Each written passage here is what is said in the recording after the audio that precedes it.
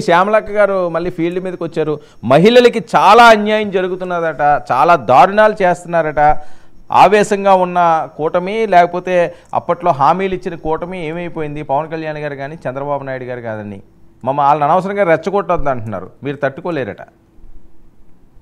Sir, ముందుగా మీకు ప్యానెల్లో ఉన్న పెద్దలు బాలకోటయ్య గారికి, నా సహచరి అధికార ప్రతినిధి కీర్తన గారికి, అదేవిధంగా పాపం లక్ష్మణ్ గారికి అందరికీ నమస్కారం అండి. పాపం లక్ష్మణ్ గారు అని ఎందుకన్నారంటే, సార్ లక్ష్మణ్ గారు మీరు ఏం చదువుకున్నారు నాకు తెలియదు కానీ సార్, అనంతబాబు ఇష్యూ గురించి కొత్తగా వచ్చిన ప్రభుత్వం ఎందుకు న్యాయం చేయట్లేదు అని మీ ప్రశ్న, అంతేనా? వన్స్ ఏదైనా ఒక ఇష్యూ కానీ, ఒక క్రైమ్ కానీ కోర్టు పరిధిలో ఉన్నప్పుడు ఏ ప్రభుత్వాలు వాటి జోలికి వెళ్ళవండి. చిన్న బేసిక్ నాలెడ్జ్ ఇది, చదువుకున్న వాళ్ళందరికీ తెలుసు. సో అప్పుడు ప్రభుత్వాలు వాటిని కలగజేసుకో. ఆ వ్యక్తి తప్పు చేసి ఉన్నాడు, కోర్టు పరిధిలో ఉంది, ఆల్రెడీ జైలు శిక్ష అనుభవించాడు, రేపొద్దున ప్రూవ్ అయిన తర్వాత డెఫినెట్లీ మళ్ళీ అది ఖచ్చితంగా శిక్ష అనేది వినియోగించుకున్నారు. ఉండవల్లి అరుణ గారు, మీరు ఎందుకు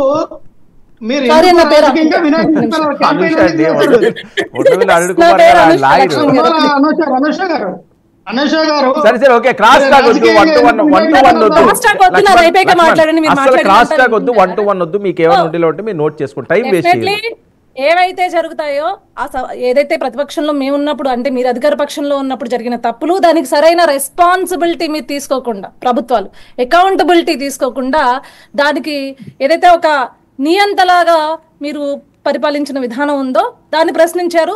ప్రశ్నించడంలో తప్పలేదు. ఏ ఏ పార్టీలు ఉన్నా ఖచ్చితంగా అలానే ప్రశ్నిస్తుంది.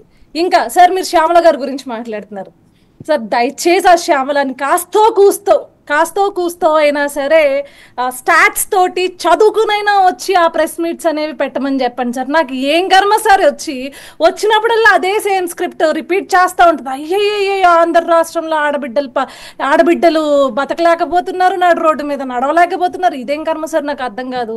ఆడబిడ్డ ఎప్పుడు బతకలేకపోయింది?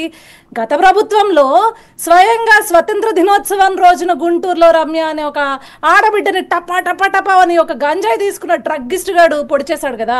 ఆ రోజుల్లో ఆడబిడ్డ బతకలేకపోయింది. ఏది ఈ రోజుల్లో అట్లాంటి కేసులేవి ఎక్కడ మనం చూడట్లేదే.